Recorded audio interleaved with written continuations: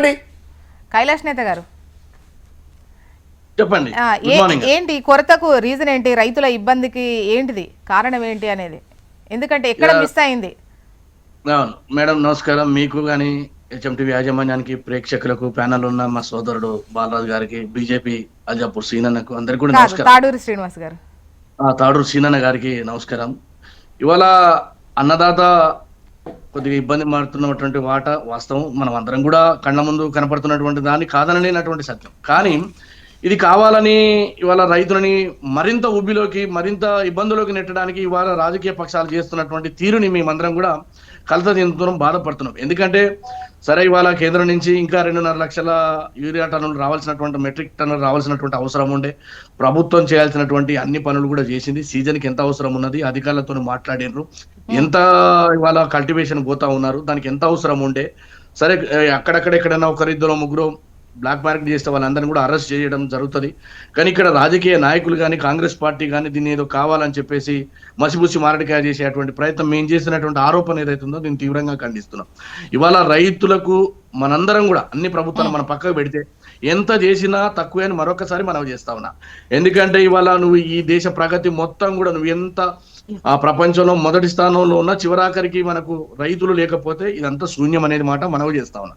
కాబట్టి ఇవాళ జరుగుతున్నటువంటి పరిణామాలను అన్నింటిని కూడా గమనిస్తే ఇవి కావాలనే ఇవాళ భారతీయ జనతా పార్టీ తక్కువ ఇచ్చి తెలంగాణ రాష్ట్రాన్ని ఇబ్బందులు పెట్టడానికి ఒక ప్రయత్నం జరుగుతుంటే, రాజకీయంగా నిరాశ నిస్పృహలు ఉన్నటువంటి బీఆర్ఎస్ పార్టీ ఇవాళ మా మీద నెట్టే ప్రయత్నం జరుగుతుంది. ఇవాళ ముఖ్యమంత్రి గారు, కైలాష్ గారు, రైతులు ఇబ్బంది పడుతున్నారు అది వాస్తవమే అని అంటారు.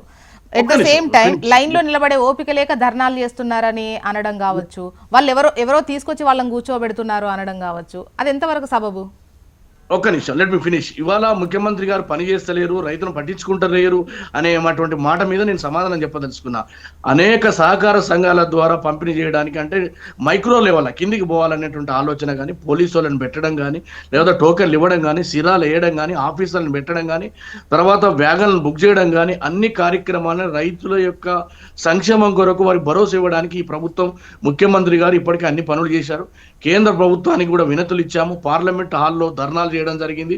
ఇవాళ ఇంకా ఒక్కొక్కటిగా వస్తుంది. ఇవాళ సెప్టెంబర్ ఒకటే కాదు, అక్టోబర్లో కూడా అవసరం ఉంటాయి చాలా చోట్ల నాట్లు.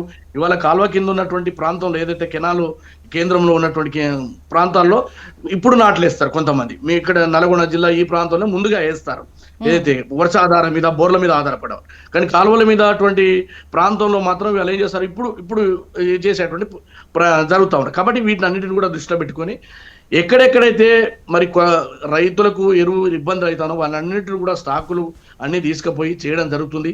కొంతమంది అంటే శవాల మీద పేనాలు ఏర్కొనేటువంటి దుర్మార్గమైనటువంటి వ్యాపారవేత్తలని అరెస్ట్ చేయడం జరుగుతుంది.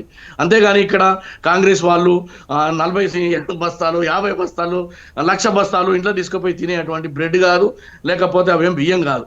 బాలరాజు గారు ఇందాక కాంగ్రెస్ వాళ్ళు చేస్తున్న ఆరోపణ, ఇవన్నిటిని కూడా అధిగమించడానికి ముఖ్యమంత్రి గారు కానీ, ఇక్కడ ఉన్నటువంటి మంత్రులు కానీ అందరం కూడా పనిచేస్తా ఉన్నాం.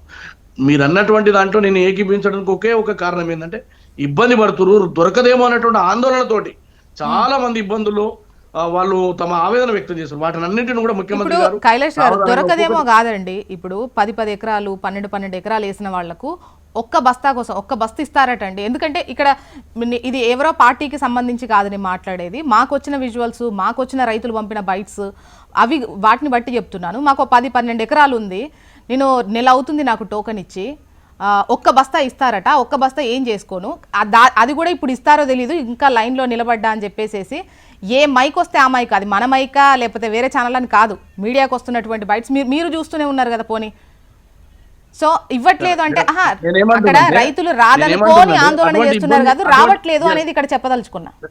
అదే నేనేమంటాను, అటువంటి ఇబ్బందిని అధిగమించడానికి ఒక 5-6 రోజుల లోపల, మొత్తం వారం లోపల సెటప్ చేయడానికి ముఖ్యమంత్రి గారు అన్ని వ్యాగన్లను బుక్ చేసినారు. అన్ని చోట్ల, తర్వాత జిల్లాల నుంచి మండలాలకు, మండలాల నుంచి గ్రామాలకు, ఆ గ్రామాల్లో కూడా ఒక చోట పెడితే ఇబ్బంది అవుతుంది అని చెప్పేసి ఇప్పుడు మార్కెట్ యార్డ్లలో కార్యక్రమాలు కావచ్చు, గ్రామ పంచాయతీ ఆవరణలు కావచ్చు, లేదా ఇప్పుడు మనం రైతు వేదికలు అని చెప్పేసి ఏదో కట్టుకున్నాం, వాటిలో కానీ, లేదా టోకన్లు ఇవ్వడం కానీ, సిరాలు పెట్టడం కానీ, ఆపరేషన్ అందరికీ ఒక రోజు కొంతమందికి ఇవ్వడం, మరొక రోజు కొంతమందికి ఇవ్వడం, ఇట్లా సరే మీరు ఆందోళనలో ఉన్నటువంటి ఒకరిద్దరు ఉండవచ్చు, కానీ 99 కాదు, వందలాది మంది ఉన్నారు. వినండి వినండి, ఇటువంటి ప్రాసెస్ ఎలా నడుస్తుంది మీరు వెళ్ళండి, అంటే, మీరు ఒక్క వెళ్ళి నిమిషం, చూడండి. బాలరాజు గారు, బాలరాజు గారు, ఒకటి వివరాలు పరిష్కరించడానికి కైలాష్ గారు ప్రయత్నం చెప్పాలి. చేస్తాం. కైలాష్ జరిగిన గారు, దాంట్లో కైలాష్ నేత గారు, అయితే వివరాలు చెప్పదలుచుకున్నా. ఇక్కడ ఒకరిద్దరు రైతులని కాదు, మామూలుగా ప్రొసీజర్ ఎట్లా నడుస్తుంది అంటే, ముందు ఒక బస్తా ఇస్తాను తీసుకెళ్ళండి, ఇప్పటికిప్పుడైతే ఎమర్జెన్సీలో ఒక బస్తా ఇస్తామంటున్నారు, ఇవ్వను అని చెప్పట్లేదు. కాకపోతే ఒక 10 ఎకరాలు వేసిన వాళ్లకు, 12 ఎకరాలు వేసినటువంటి వాళ్ళకు కూడా ఒక్క బస్తా అంటే మాకు ఎట్లా గడిచేది అనేది కొంతమంది రైతులు ఆందోళన వ్యక్తం. ఒక బస్తా ఇస్తున్నారు ఒక రైతుకి, కాదని కాదు, కాకపోతే అది కూడా 1 మంత్ ముందు టోకెన్ ఇచ్చి ఇప్పుడు ఇస్తున్నారు. సో అటువంటి ఉన్నాయి కదా. లేదు, అటువంటివి ఉన్నదాన్ని నేనేమి కాదని చెప్తలేను కదా ఇవాళ, కానీ కళ్ళ ముందు కనపడుతున్న దాన్ని మీరు ఒక్కటే చూస్తా ఉన్నారు. ప్రభుత్వం చేస్తున్న ప్రయత్నాలన్నిటిని కూడా మీరు అన్నిటిని కూడా పరిశీలించమంటున్న 50,000 మెట్రిక్ టన్నులు ఏదైతే ఇవాళ ముఖ్యమంత్రి గారు ఊటావుటిని తెప్పించడానికి కేంద్ర ప్రభుత్వంతో మాట్లాడి అన్నిటిని కూడా పరిష్కరించడానికి ప్రయత్నం చేస్తున్నాం తప్ప, రైతులకు మేము ఉచితంగా ఎరువులు ఇస్తానని గొప్పలు చెప్పినటువంటి నాయకులు ఇవాళ మా మీద మసిపూసి మా మీద కావాలని చెప్పేసి బురద జల్లే ప్రయత్నాన్ని మానుకోమని విజ్ఞప్తి చేస్తున్నా. రైతుల రుణమాఫీ విషయంలో పట్ల ఏం జరిగిందో, ఎంత ద్రోహం జరిగిందో ప్రజలు చూడలేదా? రైతులకు ఇవాళ రైతు భరోసా మొత్తం కూడా ఇవ్వడం జరిగింది, 2,000 పెంచి. మా చిత్తశుద్ధిని ఇవాళ 20 నెలల కాలంలో 1,00,000 కోట్లు ఖర్చు పెట్టిన ఏకైక ప్రభుత్వం అండి మా ప్రభుత్వము. మమ్మల్ని మీరు ఈ రకంగా రాజకీయంగా తూలనాడుతున్న రాజకీయ పార్టీలు దయచేసి వాళ్ళకు భరోసా ఇవ్వాలి, అండగా నిలబడాలి, ప్రభుత్వ అధికారులతోనే మాట్లాడాలి ఎక్కడైనా ఇబ్బంది ఉంటే అటువంటిది. కానీ మీరు కావాలని ఒక రైతుని మరో రాజకీయాల్లోకి లాగి ప్రత్యక్షంగా పరోక్షంగా రాజకీయ ప్రయోజనాల కోసం వాళ్ళ ఆందోళనలన్నిటి ఇబ్బందులకు గురి చేయొద్దు అనేది మా రిక్వెస్ట్. కాబట్టి 100% బీజేపీ సీనియర్ నాయకులు తాడూరి శ్రీనివాస్ గారు కూడా జాయిన్ అయ్యారు, వాళ్ళ వాయిస్ కూడా